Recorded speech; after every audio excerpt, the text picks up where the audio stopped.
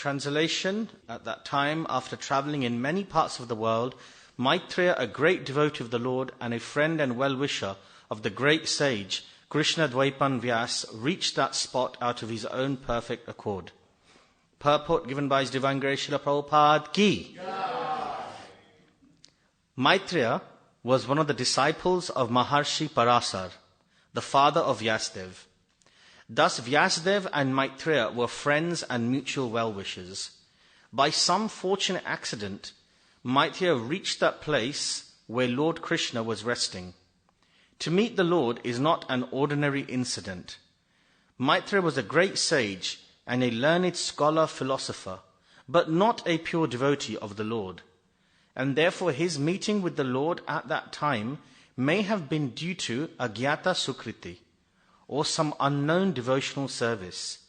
Pure devotees always engage in pure devotional activities, and therefore their meeting with the Lord is natural. But when those who are not up to that standard meet the Lord, it is due to the unforeseen fortune of accidental devotional service. Tasmin Mahabhagavato Dvaipayana Suhrit Lokan Anucharan Siddha Asasada Yadritshaya. At that time, after traveling in many parts of the world, Maitreya, a great devotee of the Lord and a friend and well-wisher of the great sage Krishna Dvaipan Vyas, reached that spot out of his own perfect accord. Om Agnanatimirandasya Gananjana Shalakaya Chakshurum Militam Yena Tasmai Shri Guruve Namaha Shri Chaitanya Manobishtam Stapitam Yena Bhutale Swayam Rupa Kadamayam Dadati Swapadantikam Vandeham Shri Guru Shri Utapadakamalam Shri Gurum Vaishnavamscha Shri Rupam Sagrajatam Sahagana Ragunatam Vitam Tam Sajivam Sadvaitam Savadutam Parijana Sahitam Krishna Chaitanya Devam Shri Radha Krishna Pada Sahagana Lalita Shri Vishakam Vitamscha He Krishna Karuna Sindhu Dina Bandhu Jagatpate Gopesha Gopika Kantha Radha Kanta Namastute Tapta Kanchana Gaurangi Radhe Vrindavaneshwari Vrishabhanu Sute Devi Pranamami Haripriye Vanchakalpataruvischa Kripa Sindhu Vyevacha Patitanam Pavanebhyo Vaishnanebhyo Namo Namaha Jai Sri Krishna Chaitanya Prabhu Nityananda Shri Advaita Gadadhar Shivasadi Gaura Bhakta Vrinda Hare Krishna Krishna Krishna Hare Hare Hare Rama Rama Rama Hare Hare. Jai Hare Krishna. So we'll try to say something of worth based on Srila Prabhupada's purports and the verse in Bhagavatam, and seeking the blessings of all the Vaishnavas, the senior Vaishnavas, on site and online. So I think the good thing is what we can do is we'll do a quick recap of where we're at in terms of the timeline, because obviously last couple of weeks we've been going back to Vidura again. So if you remember, in Canto 1 of the Srimad Bhagavatam, Vidur went on pilgrimage. This is when he got insulted in the Kuru dynasty in the palace of Hastinapur, where he was one of the ministers, one of the advisors. For those of you who are familiar with Mahabharata, which is one of our big epics, historical epics, and he was constantly trying to give good advice to his brother Dhritarashtra, but because Dhritarashtra was constantly under the evil influence of his son Duryodhan and his brother-in-law Shakuni, he was unable to listen to the good advice that Vidura was giving. And then at one point, Vidura was at the end of his tether, trying to just give constant good advice and being rejected again and again. And so then he started chastising Dhritarashtra, and then Duryodhan did not like it, so Duryodhan then started to insult him and basically tell him that, you know what, you're just a son of a maidservant, get out of this place, just leave this place, you're not welcome here.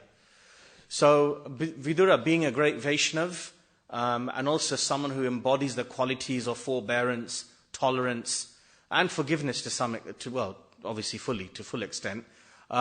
He could have fought back, but he didn't. He left that place because he realized that he would be wasting his time being there. And when a Vaishnav has to go from one place to another, they always look at how is this opportunity help me to develop my connection with Krishna. So utilize that time to then go on pilgrimage, to go deeper into his spiritual life. Like a lot of you here, I can see in this temple room, have probably taken time out of your normal life to come and be on a pilgrimage here at the temple by doing the residential courses and things like that to deepen your connection with Krishna. So Vidura did the same thing by going to various places of pilgrimage. And one of the things that Vidura did was he took the association of one of Krishna's pure devotees, Uddhava. So Uddhava is a great personality. And Uddhava, as you can see from the last few verses, he was very fortunate in being one of the few personalities to see Krishna in the last stages before Krishna left this world. And, unmanifested his pastimes from the Mahabharata Leela. Right? Very few people saw him at the last stages. And as you can see, Uddhava was in pain of separation. Krishna had just left. And Uddhava, then eventually Vidura meets with Uddhava. And you can see that at the beginning of Canto 3, we see that the sages at Naimisharanya, they're asking now Shaunak Rishi, what happened with Vidura? Because, we had mentioned Vidura at the end of Canto 1, then all these other things happened, like, the narrations and pastimes. So now the sages want to go back to Vidura and then ask, okay, so what happened here? What happened with Vidura again? So, not just what happened, but what topics did they discuss? What did Vidura discuss with Uddhava? And eventually, what topics did Vidura discuss with Maitreya Muni? Right? So, we see that Vidura in his pilgrimage, he meets Uddhava just after Uddhava speaks the Uddhava Gita, which is the most confidential aspect of the Gita, like an extension of the Bhagavad Gita that we already know. So we know that Bhagavad Gita was spoken by Krishna to Arjun, and almost like, when you have a book which is giving you all this deep knowledge, and then there's an extra book to go even deeper, like a more exclusive edition. So in the same way, Krishna then imparted even more intimate truths, esoteric knowledge to Uddhava through the Uddhava Gita. So there's not just the Bhagavad Gita, there's Uddhava Gita. There's also a few other Gitas as well. But for us, we just need to know that there's Uddhava Gita here. So he spoke the Uddhava Gita, and of course Uddhava was in a terrible sense of pain and separation from Krishna. We know that one of the deep relationships that one can have with Krishna is the mood of separation, because that increases that hankering, the attraction to want to then reunite with Krishna. And so in Sanskrit it's called Vripalamba Bhav. Bhav means mood, and Vripalamba means to separate. Separation, uniting. Separation, uniting. With Krishna, there's always this mood, this fluctuating mood going on by separating and uniting. Vripalamba Bhav and Sambhoga Bhav. Sambhoga means to unite again. And we see that even Krishna in his pastimes with the gopis, with Radharani, sometimes he'll come out of their association and it just increases the mood of wanting to, pine for each other. It's a spiritual emotion, obviously. Uddhava then starts to describe Krishna's pastimes, kind of in chronological order, over the last few chapters, from Krishna's childhood, his time in Vrindavan, his time in Mathura, his pastimes defeating Jarasandh. It's like, little snippets of Krishna's pastimes going through his life, all the way up to the Krishna's role in the battle of Kurukshetra. We go even further, how Krishna then rescued Parikshit Maharaj, whilst Parikshit Maharaj was a fetus in the womb of his mother, Uttara, all the way up to Yudhishthir being installed on the throne. And through it all, actually, because, Krishna is the Supreme Lord, he could have, he doesn't need to do all these pastimes. And, through his pastimes, isn't that Krishna, being God, just puts himself through like a very hunky-dory life. He shares in the pain and the pleasures of us mere mortals to show us how to go through the obstacles in life and then develop a higher connection through it. It's not that he kind of like just put himself in a nice, comfortable position. He went through a lot of the experience, a lot of the issues that we have to go through in life, and a way to teach us how to deal with those lessons. Just like a parent will teach the child, or a teacher teaches a child through example. It could be something simple, like, when a child is, trying to teach your child how to tie their shoelaces. Sometimes the parent will themselves tie the shoelaces first, just to show to the child that this is how you do it, right? So like this, we can see that, Krishna is really showing all these kind of things. In fact, even like showing Yudhishthira Maharaj being installed on the throne and accepting his supremacy in itself is amazing, because, and we know this because, last few verses we've talked about the Yadus. And the Yadus were, I would say, arguably one of the most powerful, if not the most powerful warrior community existing at the time. And of course, Krishna was there, part of that Yadu community. He could have easily taken over the world, but he didn't. He accepted Yudhishthira and the Pandavas as the supreme emperors of the world, and then put his own kind of like kingdom as a, vassal state under the power of the Kuru dynasty. And even within the Yadu dynasty, Krishna didn't even put himself as the head of the Yadus. He put his, I think it was Ugrasen, right? Ugrasen, his grandfather, as the head of the Yadus, and then his own father, Vasudev, and then himself in a subordinate position, even though he is God. So God will sometimes do that. He will put himself in a subordinate position just to kind of show how to kind of like harmonize with the world. So, yeah, it's amazing, and we can see that then even in Dwarka, Krishna then showed, and these are verses that you would have covered, right, over the week. So I'm sure this is all familiar to you, right? And then Krishna then talked about, we see how Uddhava was describing Krishna and how he dealt with his wives, following the regulative injunctions of how to be a proper husband, and, like dealing with his wives in a proper Vaishnav manner, almost playing the role of an attached householder dealing with material responsibilities. And then when the time is right, Krishna then also renounced the householder life. This is why, Krishna then left the householder thing. Remember, this is God. He doesn't need to do any of this. He doesn't need to deal with the material responsibilities of householder life and dealing with all the issues that come with it. He doesn't need to then let go of the householder life. He can do anything he wants. But he does it just to show us the example of what are the different stages of human life and how to play the role in each stage of your life in the perfect way possible, giving us the kind of operational manual of how to live life in the right way. And then, just to kind of finish it all, you can see that at the end of it, when Krishna's, unmanifesting himself from the earth, he decides to then get rid of his own warriors, right? The Yadus, they were the most powerful warriors. They could have just stayed on and took over the whole world. But Krishna realized that no, now's the time for me to wrap up my pastimes and take my people, like my kingdom people, away with me. And actually, Prabhupada says actually in the purports that even though externally it looked like these great warriors got overcome by, quarrels and arguments with each other in a drunken state, because, warriors would drink and party and fight, right? That's what warriors do. You see that in all cultures, all histories, right? But he actually, Prabhupada said, even though it might look like some mode of ignorance, drunken state that they all got into, actually it wasn't. It was a spiritual pastime where all the Yadus, I guess you could say on an esoteric level, they knew what they were doing. Like, they were playing the roles of these warriors that fell out with each other and then killed each other.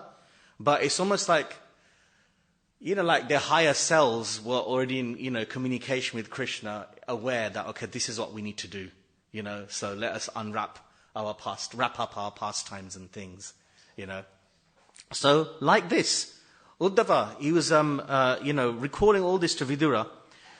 Now, then what happened was, Uddhava obviously went to, when Krishna was relating the Uddhava Gita to Uddhava, he told him to go to Badrik Ashram to share with the sages that he's going to now leave the planet, and just to comfort them and give them higher spiritual knowledge.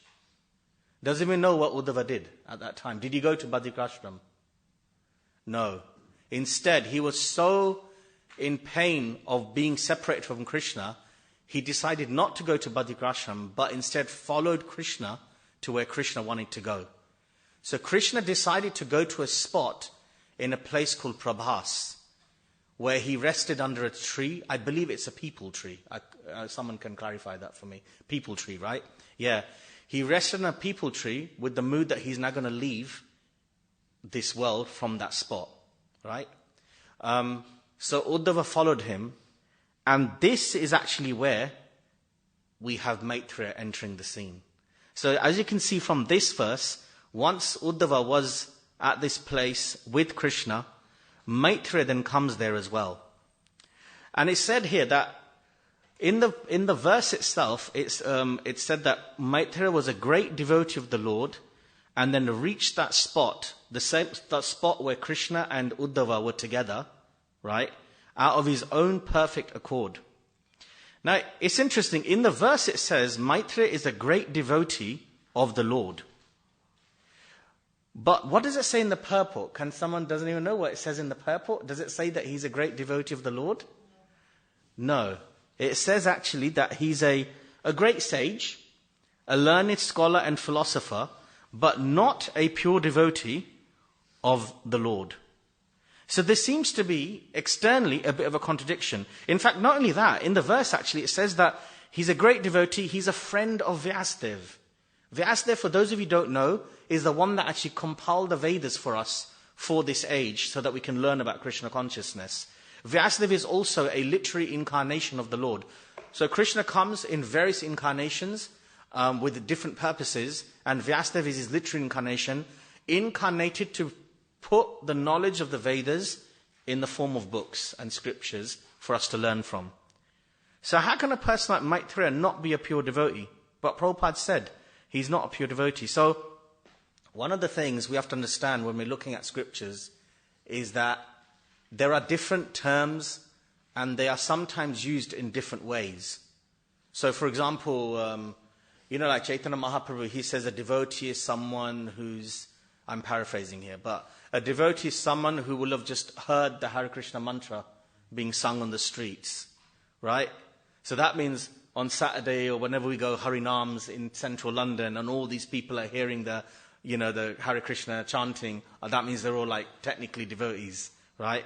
But then Mahaprabhu also says that no, then a devotee is someone who's chanting, X amount of rounds per day, following, with certain level of purity. And then Mahaprabhu then goes even further that no, a devotee is someone who's fully immersed in the holy names and it can even inspire others to chant. So there's, depending on the context of what Mahaprabhu is saying in which section of the books, the definition of the devotee varies. Right? So similarly, here, Maitreya is a devotee, but Prabhupada is clarifying not a pure devotee. There are different gradations of devotee. We can see this in other terms as well. Like, we often hear the word Brahman. Now, we often know that Brahman means impersonal liberation. And by and large, Prabhupada clarifies it as being impersonal liberation. But then there are times when you find, for example, in Bhagavad Gita, Brahma Bhuta Prasanatma Nasvachati Nakangshati, where Brahman can also mean liberation in devotion as well. Where Brahman can also actually mean devotional bhakti. In fact, in Canto 3, Chapter 25, verse 19, it said that Prabhupada talks about Brahma Siddhi, means like perfection of Brahman, and Prabhupada clarifies it means bhakti, not Brahman realization. So what I'm trying to say is that when you read the scriptures, you'll see a certain term being used in slightly different ways in different parts of the books. This is why it's very valuable to actually look at what Prabhupada has to say on these, because Prabhupada clarifies what is being said. I hope that makes sense. Yeah. So similarly, the term devotee here means various things, right? Prabhupada also, for example, the word Bhagavan. We know that Bhagavan refers to Krishna. But Prabhupada also clarifies that, again, in Canto 3, Chapter 25, verse 4, Bhagavan in some cases can also refer to Krishna's devotees. So we have to be conscious of this. Okay, so let's get to Maitreya, because this verse is basically talking about Maitreya Rishi. Obviously with Maitreya there must have been some shortcoming, some disqualification where Prabhupada said he was not a pure devotee of the Lord. Right? But Prabhupada then goes on to say that he still got to see the Lord because of what is called Agyata Sukriti. Agyata means unknown devotional service, unknown devotional mercy. Sometimes when one is not qualified, one can still get Agyata Sukriti. Once, Srila Prabhupada, in the books, Bhagavad Gita, often Prabhupada says that it's not by accident that one comes to Krishna consciousness. It may be that you may have done Krishna consciousness in your previous lives, and now you're here, and now you're carrying on. And then once the Prabhupada's disciples and asked him in a conversation, so Prabhupada, does that mean that we were great devotees in our previous lives? Does that mean that we were great yogis and things? And Prabhupada says, no, I created your devotional life for you. So sometimes it's not that we are all just great, high-level personalities, but just by the mercy of some great devotee, we have come to this position where we're able to kind of, practice Krishna consciousness and, really relish it. So we see many examples. Can anyone think of any examples of devotees who may not have been pure devotees, but they managed to get the Lord's association? Okay, yeah, Ajamil is a great example. Yeah, he just by chanting the Narayan, he named his son Narayan, and even though he led a very debauched life, but still, just because he named his son Narayan, he then, when at the time of his death he was screaming out of fear for his son, and then because of that, then the Lord's representatives came.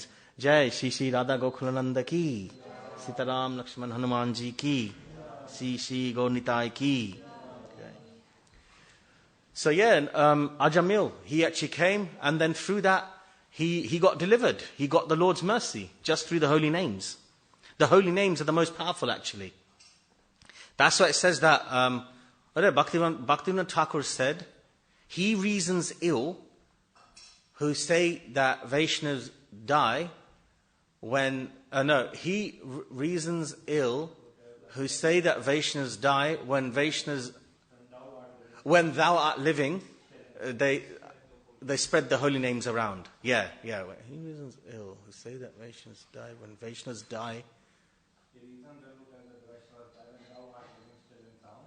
Thou art living still in sound. Vaishnavas die to live and then spread the holy names around. Yeah. So the holy name is the key. That's actually what's going to actually really kind of connect us to Krishna. So we see that an example of Ajamil.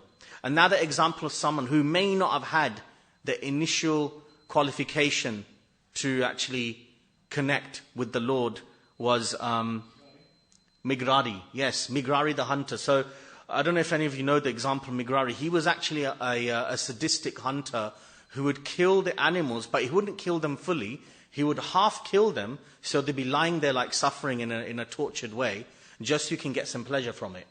And but because of the association of a pure devotee, Narad Muni, Migrari actually got reformed, and then Narad Muni showed him the error of his ways, and then because of that, he then became a pure devotee, got connection with the Lord. There are many examples. Another example in 4th canto, we have Dhruva Maharaj. Right? Dhruva Maharaj is, you will see him soon because he's going to come. Actually, no, not soon. Maybe in many, many, many months later, because we're still on Canto 3, Chapter 4, actually. So anyway, but in Dhruva Maharaj, he wanted to actually connect with the Lord, but was his connection to basically attain pure devotional service? No. He wanted a material kingdom, right? He wanted a material kingdom, but just by the Lord's mercy, the Lord appeared to him, and by seeing the Lord, he got completely taken aback by the beauty of the Lord. And then he actually said that, what I was wishing for is like broken glass. And now that I'm seeing you, I'm getting the diamond. I don't even want my material desires fulfilled. I just want you and your association. And the Lord was so merciful that he gave him devotional service and also gave him that material kingdom as well. So you can see like this. Actually, I just want to clarify on this, because most of us are in that category where we come to Krishna consciousness. It may not be because we have pure devotional motives in place. Generally, in the Bhagavad Gita it says, Chaturvada bhajante mam. There are 4 types of people that come to Krishna consciousness, and they come from different motivations. So one is out of fear, bhaya, right? You connect with the Lord because you're going through distress in life. You're not, whatever it is, distress. Maybe you're going through some horrible situations, whether it's, people connect with the Lord when in a situation of conflict, in a relationship or in the society or whatever it is. So they connect with the Lord out of fear. Then you connect with the Lord out of desire, which is asha, meaning that you want something. Like if you look at Dhruva Maharaj, he wanted to connect with the Lord because he wanted a material kingdom. Some people want to connect with the Lord because they want to be prosperous and wealthy. They want to just, have a better life. Or sometimes people connect with the Lord because they want to get mystical powers. Yeah? All these things are there. Then there are those people that want to connect with the Lord. They connect with the Lord out of duty, which is kartavya, dharma, right? It's something that I'm meant to do. It's my duty. It's my principle. It's my part of my heritage, my culture. I shall do it no matter what. Which is good. And then the highest one is connect with the Lord out of prema, which means love. That I'm connected with the Lord because I want to love the Lord and deepen my love with the Lord. That's, you can tell, is the highest one. Krishna is so merciful, though, that if you are coming to the Lord, and let's be honest, I think a lot of us, if we were to analyze the reasons why we looked into spirituality and Krishna consciousness, it's probably a combination of the different motives there. I mean, maybe some of you may did it just for prema, which is amazing. But a lot of us, it might be a combination. The good thing is, in the Padma Purana it says, Akama sarva kamo va moksha kamo daradi tivrena bhakti yogena yajita purusham param.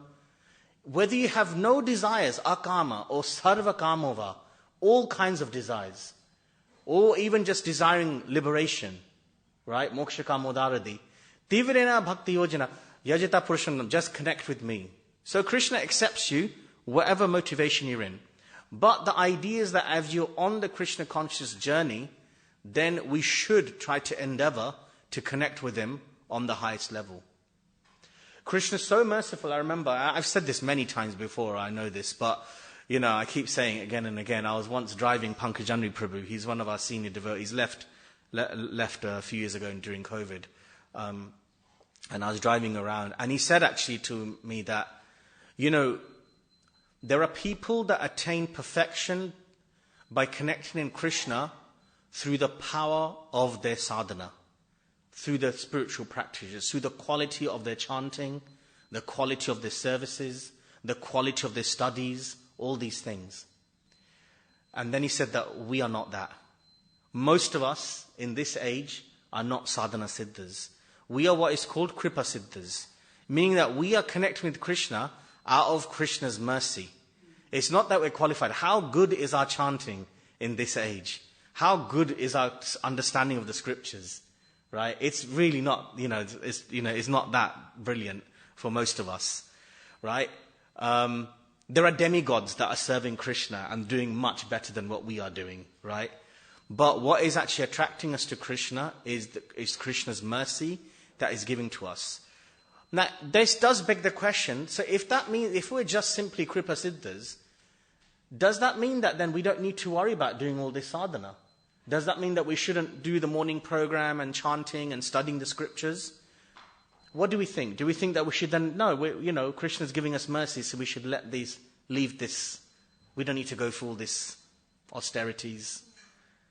No, we don't, right? Absolutely. Because actually, the mercy that we get from Krishna will also be shown by our endeavor to try to connect with him, even if we're doing it imperfectly.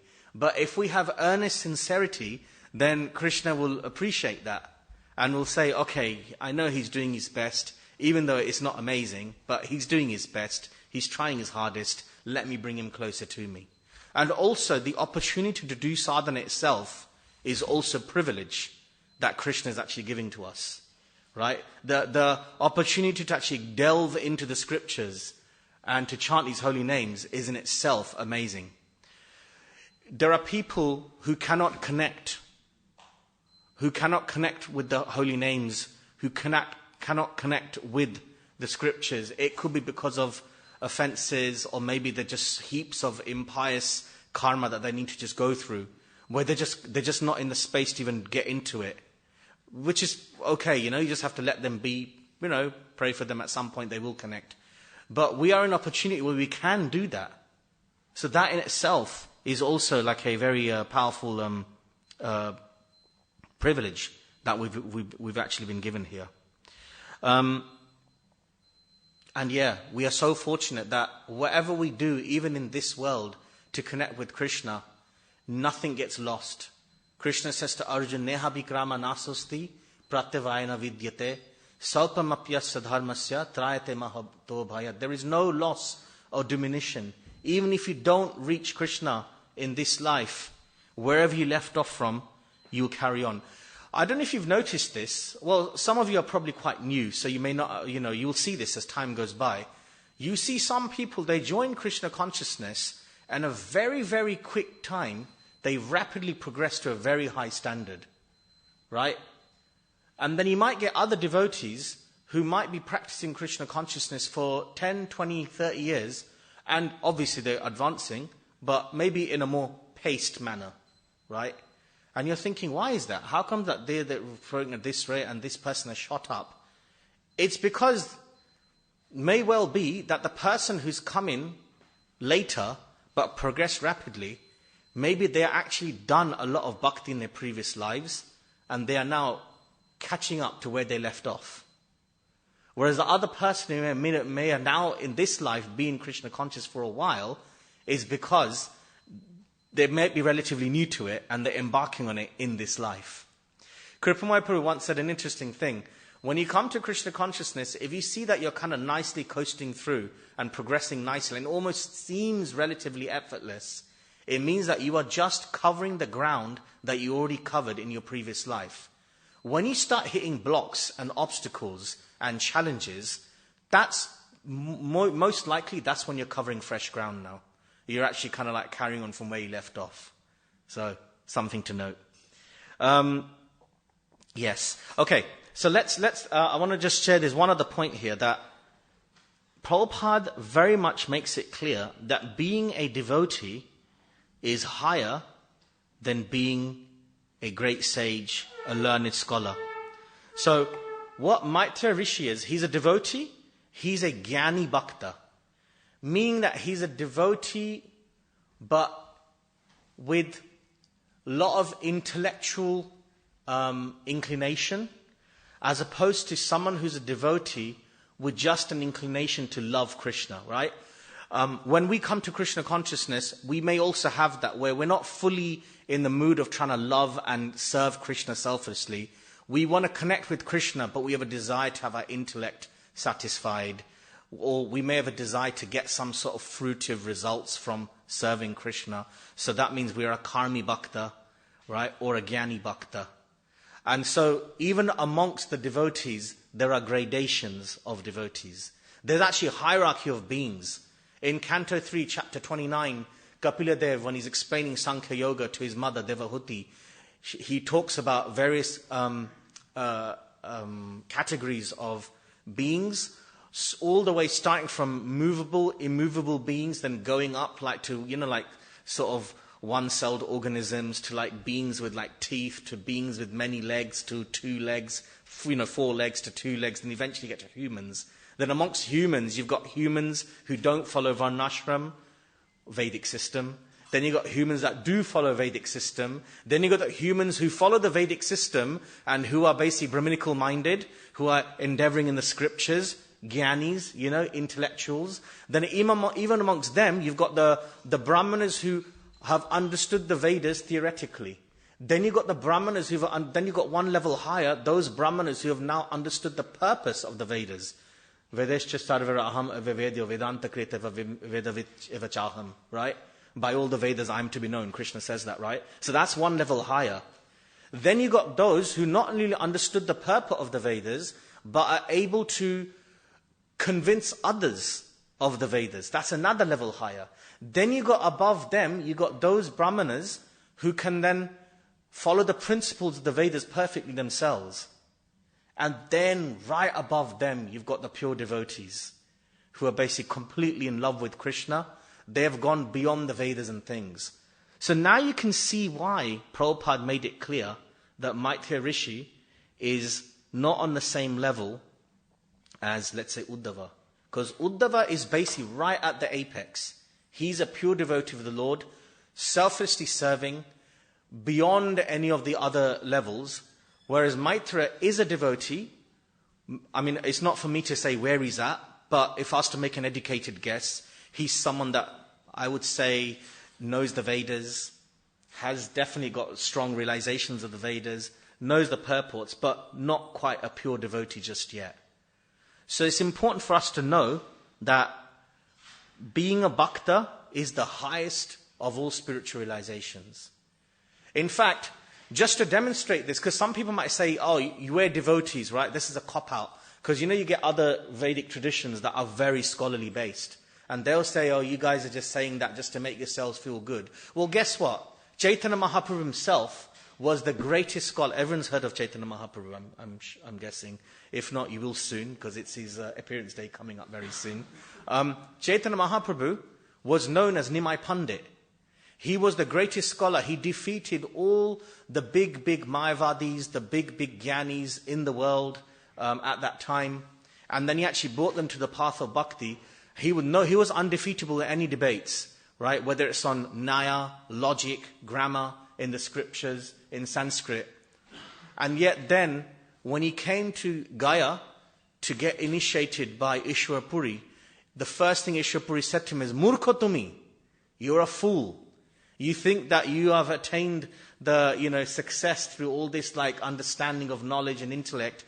What will this do? What have you learned? You don't know nothing. In this age, you can't know any of this.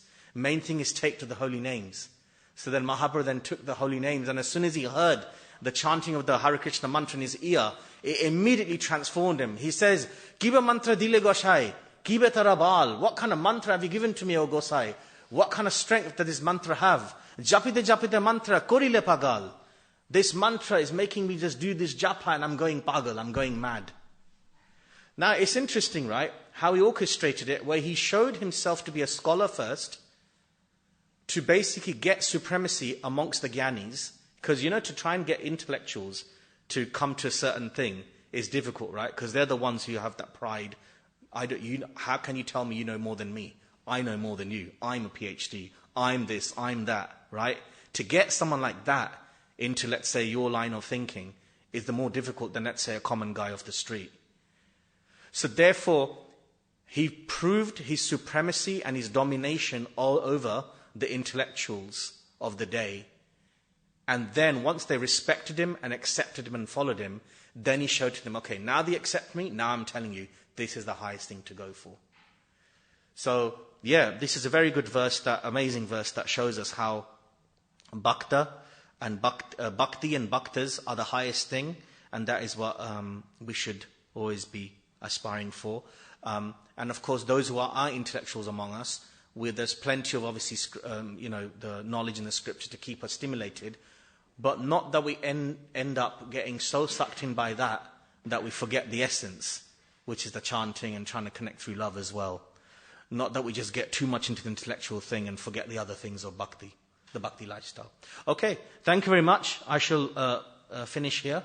I'm conscious of the time. We've gone a bit over time, so if there's any questions or comments, then you can have one or two. Otherwise, we can. Thank you for Thank you for the class. My question is, you mentioned about Kripa cities and sadhana cities, and I was wondering about what would someone do to get mercy of Srila Prabhupada in the first place, like previously, in terms of it in their previous lives. You know, you said that he created their devotional life. In that sense. I mean, it's a really good question. You see, it's very difficult to say there's one thing that a person can do, because, okay, there is a very strong possibility, very, very strong. And I say this because when you read about Prabhupada's interactions with his disciples, Prabhupada has revealed on a few cases, because he knew who they were in their previous lives, right?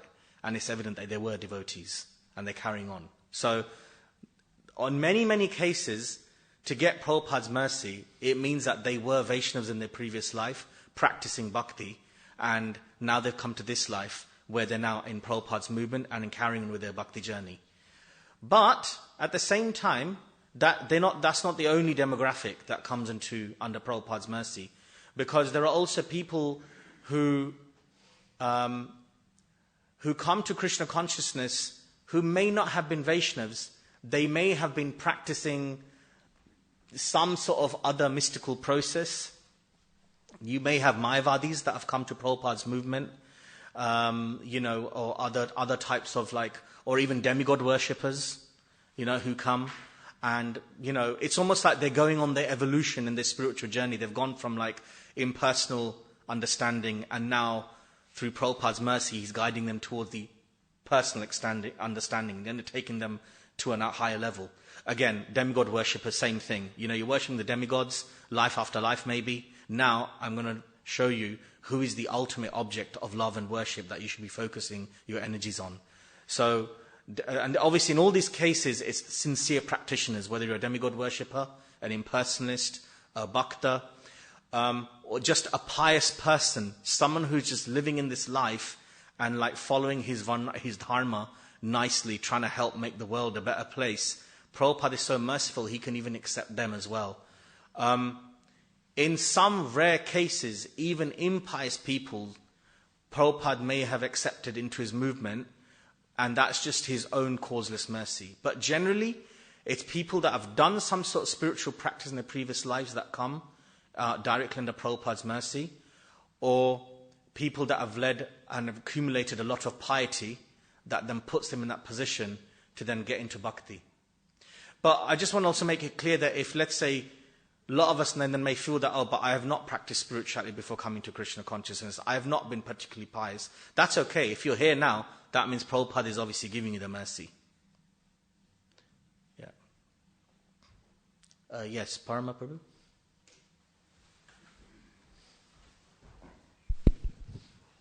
I mean, in the Bhagavad Gita, it does say that, someone who's accumulated heaps of piety, it puts them in a good position to then get into bhakti. So, just to put that there for you. Yeah. Hare Krishna Prabhu. So, it's interesting how boldly and how clearly Prabhupada is saying that Maitreya is not a pure devotee. Vidura is a pure devotee, and then Maitreya is instructing Vidura later on. And Maitreya is speaking over 1,000 verses, Canto 3 and Canto 4. And also he's referred to as Mahabhagavat. He is the disciple of Prashara, he's a friend of Vyasadeva. So it does sound a bit shocking how Maitreya is not a pure devotee. When did he become a pure devotee? I know you kind of mentioned that, okay, when it says a pure devotee or devotee, there's different levels. Definitely there's different levels when it comes to a devotee. But pure devotee is quite clear, right? Mahabhagavat is quite clear. You can't have varieties of Mahabhagavat. You can have varieties of devotees. You can have varieties of pure devotees. I mean, at least that's how I understand it. Yeah. And then also the other interesting thing at the end of the verse, the word yad vichaya. somehow Maitreya ended up out of his perfect own accord. What does that mean? What does that mean? Out of his own accord. So it doesn't seem like an arrangement of the Lord. It seems like there was somehow he was involved. Maitreya himself is involved in terms of being there. So Okay. yeah, just maybe if you can really Yeah, okay, so there's two aspects there. I'll answer to that. I'm not an expert on Maitreya Muni, but from what I understand, there's a couple of points here. Prabhupada makes it clear when Uddhava is... Okay, Prabhupada actually mentions Uddhava is a pure devotee. And Uddhava could have actually given the full understanding of Krishna, his qualities, pastimes to Vidura himself. But Uddhava was the one that recommends Vidura to go to Maitreya Muni to learn from him. The one aspect is culture, Vaishnava culture. Prabhupada says that because even though Uddhava was more advanced, but out of the sense of Vaishnava culture, because Maitreya is more senior, Uddhava felt that Maitreya could share some things with Vidura to help him in his devotional path. So that's number one. Number two, yes, Vidura is a pure devotee. We see actually sometimes that, pure devotees, before their pure devotee identity gets uncovered, there's some triggers that needs to come for that pure devotion to get, brought out. And sometimes devotees who are not pure can play a part in that pure devotee's lila pastime for them to fulfill their devotional destiny. So by doing that, the person who's helping that pure devotee also elevates themselves as well. Srila Prabhupada, we know that externally Srila Prabhupada said to his disciples, don't read the writings of Shankaracharya. Don't read Shariraka Bhashya. Because Shankaracharya is a Mayavadi, he's an impersonalist, and that is definitely the case. We are not meant to read it. However, with very, very high-level, mature devotees, he said that actually you should read certain points from what Shankaracharya has said in the Shariraka Bhashya, because it can actually enhance your understanding of key spiritual concepts. So why would he do that? Because obviously, Shankaracharya himself is actually Lord Shiva. We know that he's a pure devotee. He's playing the part of an impersonalist. But he's showing that even people who are not pure devotees can play a role in your devotional journey to help you to refine your own devotion, even though you might be more advanced than them. I'll give another example. Lord Ram tells Lakshman at the end of Ramayana, when Ravana was dying, Lord Ram tells Lakshman, go learn about dharma from Ravana. And go learn, and this is incredible. I thought this is quite mind-boggling. But he said, go learn about also etiquette and how to deal with women from Ravana. This is Ravana, right? And so actually Lakshman went to Ravana to learn about this. Lakshman was very reluctant to do this because he was thinking, oh my God, I'm not going to learn from Ravana. And even when he went there, he was not fully in the most respectful mood, right? And Ravana said, Ravana's lying there, practically dying, right? And Ravana said, I'm only going to teach you if you kind of take the position of a disciple with humility to learn from me, right? So the point I'm saying is that sometimes non-devotees or even lesser devotees can help that pure devotee in their journey to help them bring out that pure devotion within them. So it would seem that Maitreya Muni definitely played that role for Vidura. And of course, by doing that, Maitreya Muni himself is also elevating his own role, right? He's elevating his own self to that, because he's now helping a pure devotee to realize his own destiny. And by doing that, he himself is increasing his own devotion, and therefore thus qualifying himself to be a Mahabhagavat. So that's my thoughts on your first point. And again, yes, Prabhupada does use the word Mahabhagavat, but again, like the words he used before, like Brahman in certain cases, devotee, Purusha. Sometimes Purusha means Krishna, sometimes Purusha means man, sometimes Purusha means humans, right? So, again, with certain terms, Bhagavan, Mahabhagava, Purusha, Brahman, Bhakta, all these things, they have gradations, and you have to look at the context in which Srila Prabhupada has said these terms to know what he's meaning by them for that particular thing. So that's one thing. The second thing is, again, here, it says that he reached the spot out of his own perfect accord. So of his own accord, meaning that his own free will, of own decision to come there. So that's what it says in the verse. But if you look at what the purport says, Prabhupada says that it's not an ordinary incident that Maitreya reached that place. It's because his qualification to have his own perfect decision-making was that he was a great sage who had spent his life learning about the scriptures and the Vedas and Krishna. And also, the Agyata Sukriti that Krishna had given him. So he became perfect in his decision-making to reach the Lord because of his own endeavor and Krishna's mercy. So we can become perfect and reach perfect decisions because of the endeavor that we give, which Maitreya did, and also the Lord's mercy.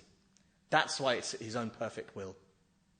Without those two components, we cannot make perfect decisions in life. I mean, that's why in Dhammadarashtakam it says, right, the way we connect with Krishna are the two fingers, endeavor and mercy. Does that make sense? Yeah. Okay. Yeah. Yes, Prajna Prabhu?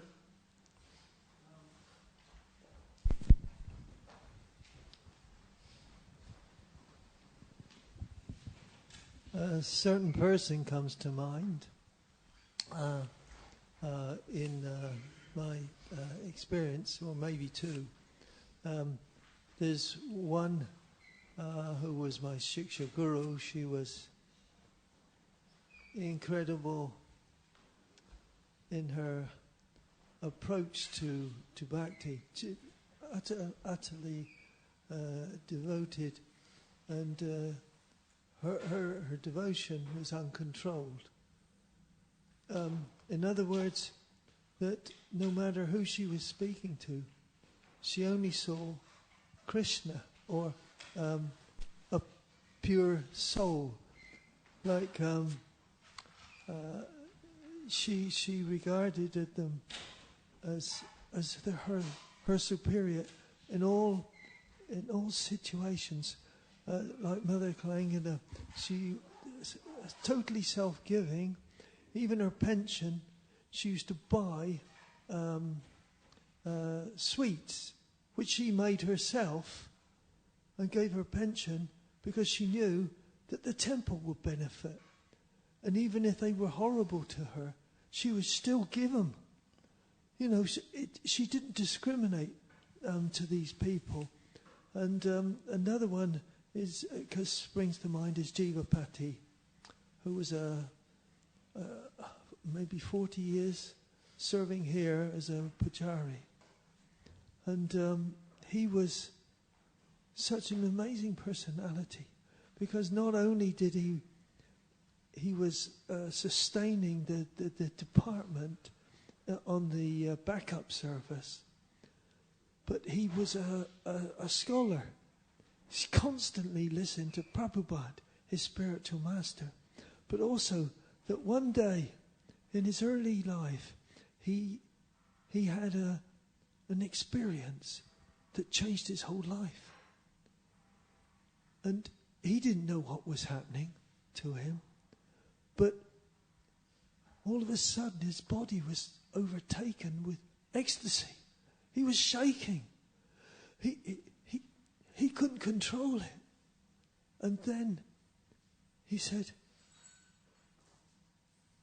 he understood that somehow this was the greatest thing. Even though he sort of blooped and didn't stay with Krishna consciousness, he kept coming back until that day when he left, that his body would no longer work. he would change the Charnamrita water or anything just to have service. And then all of a sudden he was on a life support system, but they thought, well, he's carrying, he should, we can bring him round.